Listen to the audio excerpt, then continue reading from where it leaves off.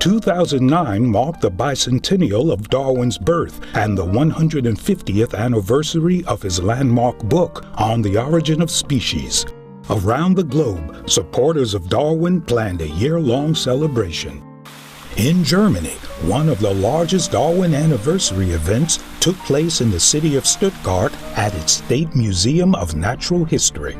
The exhibition was directed by German paleontologist Gunter Bechly, one of the museum's curators. We had about 100,000 visitors, and the complete exhibition, together with a program that was accompanying this exhibition, was one of the largest, if not the largest event in the course of the Darwin Year celebrations in Germany. Bechly decided to use the exhibition not just to celebrate Darwin's theory, but to make clear to the public that there was no debate about Darwin's ideas among scientists.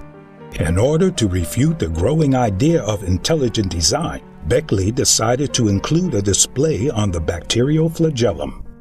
The reason why we selected the flagellum as the poster child to basically expose intelligent design was that the bacterial flagellum has a kind of iconic status. We built a mobile model of the bacterial flagellum and had this animation to show that it could originate naturalistically.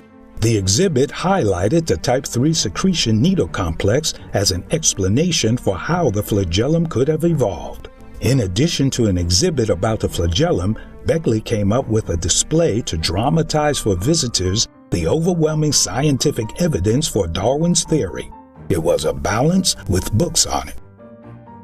And the plan was, on one side of the balance, we would have all the books against evolution, books by creationists, intelligent design proponents. And on the other side of the balance, we would have one book, The Origin of Species, but the balance goes down on the side of the one book because this is the real heavy evidence. But the display didn't have quite the result Bechly intended. And I made one big mistake. I read the books on the lightweighted side, the apparent lightweighted side. And what I recognized to my surprise is that the arguments I found in those books were totally different from what I heard either from colleagues or when you watch YouTube videos where the discussion is around intelligent design versus neo-Darwinian evolution.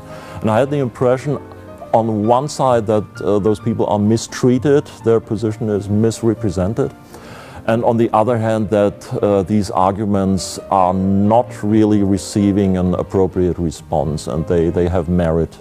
One of the books Bechly read was Darwin's Black Box. I read Darwin's Black Box, where he basically introduces this concept of irreducible complexity. Bechly soon realized that proposed Darwinian explanations for the origin of the flagellum didn't work.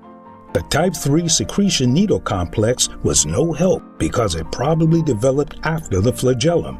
This is a reduced flagellum motor and not a precursor of a flagellum motor.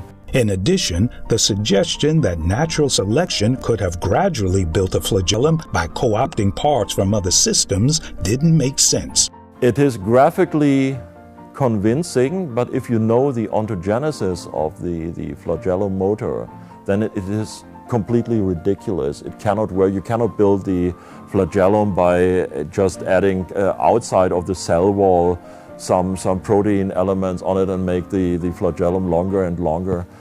This kind of scenario doesn't make sense in terms of the ontogenesis of the structure. Like Bechly a couple of decades earlier, Bechly began to dig deeper. And so when I read those books on intelligent design and the books by Mike Bechly and Bill Dembski and the book by Steve Meyer were not existing then.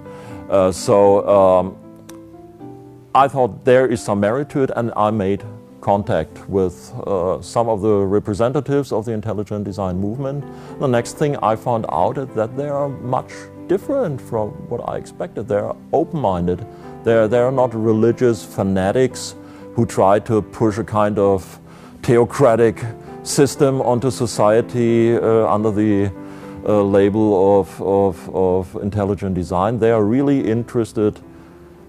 Is this neo-Darwinian story really true, or is there scientific reason to doubt it?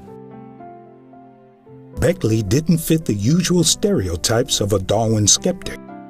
So many people will think somebody who comes to doubt the neo-Darwinian process and embraces intelligent design probably was religious from the very beginning, probably is an evangelical Christian and has his axe to grind, his religious axe to grind. I came via a totally different path to the views I hold now. I'm coming from a family background which is totally secular, agnostic, was not baptized, didn't join any kind of religious education, never went to church, so I was completely irreligious. Was not even interested for most of my life in philosophical or metaphysical questions. I was interested in nature, in animals, and in natural sciences. Bechly publicly disclosed his support for intelligent design for the first time in 2015.